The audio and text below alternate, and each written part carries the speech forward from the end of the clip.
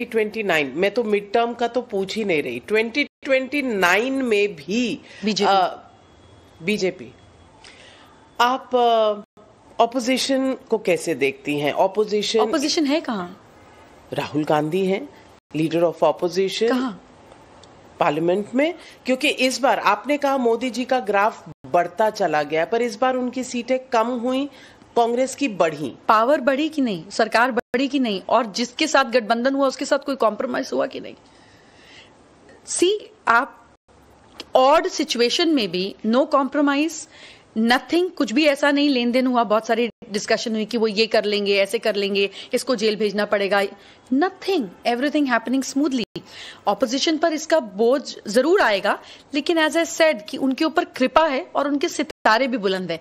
He goes through turbulence but doesn't mean crash. Rahul Gandhi को कैसे देखती हैं, उनका फ्यूचर क्या देखती हैं? कांग्रेस और राहुल गांधी आपस में जैसे जुगलबंदी नहीं हो रही। हाँ, मतलब मैं बहुत खराब महाभारत का एग्जाम्पल दे रही थी, मैंने अपनी बात पी ली अंदर, मैं नहीं बोलूंगी। ये पुत्र मोह की सिचुएशन है जो नहीं होनी चाहिए थी।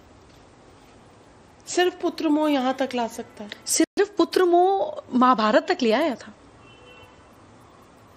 कृष्ण गए थे धृतराष्ट्र के पास और कहा था कि इतनी सी जगह दे दो, तो कहा नहीं, मेरा बेटा डिसीजन लेगा तो फिर क्या करेंगे। और अब आपने देखा विश्वजीत राणे के एक पॉडकास्ट में उन्होंने कहा कि उनके फादर ने इस चीज का खुद एक्सपीरियंस लिया कि माँ से डिसरिस्पेक्ट करते हुए, बात करते हुए। So all this is coming out showing कि अगर पुत्र मोह नहीं है तो क्या है। पर राहुल गांधी कभी प्रधानमंत्री बनेंगे? 2032 तक तो नहीं।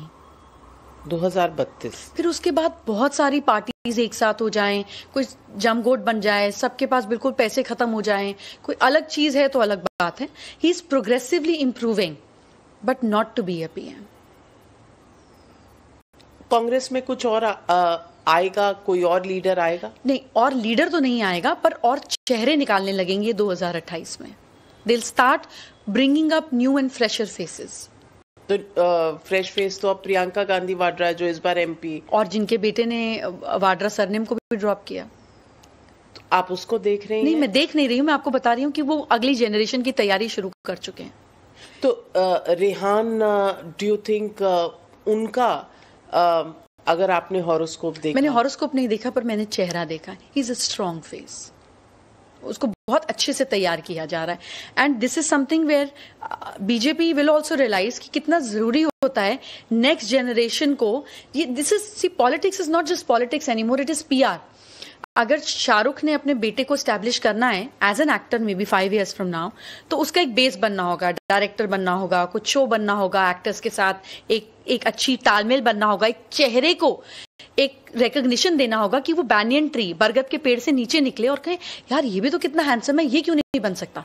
तो जब तक शाहरुख डिमिनिश हो, ये सुपरस्टार बनकर निकल आए। होगा ऐसा ही होगा। This is all strategy where you understand कि मेरा तो पीक नहीं आया, तो मैं कैसे गिरूं दूसरा घर का इंसान उठाने के लिए। This is where Congress went wrong. Sonia ji का वैली का पोजीशन ही नहीं आया, तो राहुल को कैसे उठाते। कांग्रेस ने जब भी नया लीडर दिया है, एक लीडर के लॉस पे दिया है, एक होते हुए तो कभी दूसरा आया ही नहीं। अपनी हिस्ट्री से ही हमें सीख लेना चाहिए ना, पर हमने नहीं सीखा, कोई बात नहीं। So with this Rehan coming into picture, they are creating a new generation. उसका पीआर अब से स्टार्ट हो गया है। सरनेम कोई ड्रॉप करता है क्या? तो प्रियंका गांधी भी नहीं आप सोच रही? सबको समझ आ गया है ना कि कुछ इतनी नेगेटिव हो गई है कि अगले 4 साल तक ये पॉजिटिव नहीं हो सकते। एक इंसान को अगर मीडिया टैग्स दे दे या सोशल मीडिया टैग्स दे दे, from Pappu to this to that, चलिए वो तो अब चलना बंद हो गया, लेकिन कब चल जाए, एक बटन पे तो सारी दुनिया है, तो बड़ा मुश्किल है। They are bringing fresh minds, they are bringing fresh faces from the blood. Congress runs on royalty, राजाओं के हिसाब से उनकी चलती है। I have met personally with many strong big Congress leaders. वो पीछे से भी सोनिया जी को सोनिया जी नहीं बोलते, वो मैडम बोलते हैं। उनके यहाँ लॉयल्टी दिमाग से आती है। सो दे आर, बीजेपी में ऐसा नहीं है। बीजेपी में ऐसा नहीं है। तो ये क्या डेमोक्रेसी ओवर डेमोक्रेसी? राजा को भी राजा नहीं मानना, आपकी पार्टी है, आपने अपना नेता चुना, आपने रखा, आप साथ में मिलजुल के रहो। अगर वो ग्रो कर रहे हैं तो आप सबकी भी तो पोजीशन और सीटें बराबर टिकी हुई है ना। अगर पार्टी हिलती है, नेता हिलता है तो पार्टी हिलती है, पार्टी हिलती है तो आप भी हिलते हैं, तो आपका भी तो नुकसान है। पर नहीं, महत्वाकांक्षा है। करेक्ट। और हमने सब जगह देखा, हमने राजस्थान में भी देखा, हमने ये सब तरफ, हर जगह, हर स्टेट में हर बार एक स्ट्रॉन्ग लीडर के साथ देखा। आपने कहा साउथ में कुछ कुछ होने वाला है, आपने खास कर्नाटका और केरला का नाम लिया, वहां क्या होने वाला है? सो वहां पे भी कुछ स्कैम्स उठेंगे, कुछ चीजें उठेंगी, कुछ नेचुरल कैलामिटीज भी साउथ की तरफ आएंगी। मंगल की जब भी दशा आती है तो कुछ साउथ में मूवमेंट आती है, और इस समय 3 नहीं बल्कि 4 आउटर प्लैनेट्स जो हैं वो जल राशि यानी कि वाटर साइन में हैं। तो वाटर रिलेटेड कैलामिटीज भी हम देखेंगे। Uttarakhand is very prone to that, Himachal and north of the world also, so up towards North America, Canada, Alaska, इन सारे एरियाज में भी वाटर रिलेटेड कुछ इश्यूज आ सकते हैं। और फिर देखिए ये मॉनसून का भी टाइम है साउथ के समय पे, सो बहुत सारी चीजें ऐसी बन रही हैं कि 5 दिसंबर तक ये तकलीफ रह सकती है। और कर्नाटका में तो एक क्विंटेसेंशियल पावर स्ट्रगल रहती है, वो 1-2.5 साल सिद्धारमैया जी रहे, उसके बाद आपको लग रहा है कि ये टाइड ओवर कर लेगी कांग्रेस पार्टी ये प्रॉब्लम? देखिए ये तो उनके लिए ओनली मिल्किंग काउ है, मतलब उनके लिए तो ये नहीं तो फिर क्या बचा? तेलंगाना और हिमाचल। करेक्ट। और क्योंकि हिमाचल में तो कुछ है ही नहीं, हिमाचल को तो देना पड़ रहा है, उससे कुछ मिलता थोड़ी ना है। मतलब हिमाचल में तो बहुत खर्चा करना है, अभी तो रिपेयर का काम ही, you know, there is too much of happening. And of course centre कितनी सपोर्ट कर रहा होगा, अंडरस्टैंडिंग द पॉलिटिकल सिनेरियो।